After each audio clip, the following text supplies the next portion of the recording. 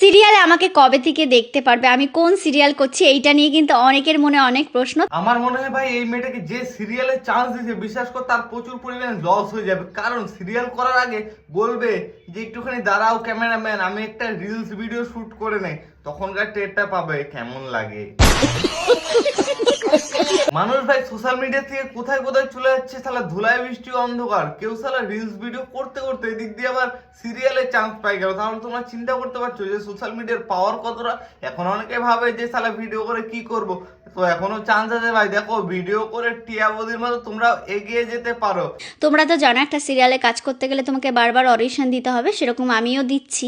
আর এইদিকে আমাকে বলা হয়েছিল আজকে একটা সুন্দর শাড়ি পরে যেতে, কারণ শাড়ি পরে দেখতে চাই যে আমার লুকটা কিরকম লাগে, যেহেতু ক্যারেক্টার অনুযায়ী। ক্যারেক্টার তো তোমার এমনিই খারাপ। কি ভাই টিপ বললাম তো, কমেন্ট করে এখন তোমরাই বলো, আর ফলো করে পাশে রাখো, সাবস্ক্রাইব করে দাও, ভিডিওটা প্রচুর পরিমাণে শেয়ার করে দাও, নতুন ফুল ডোজ ভিডিও আসছে।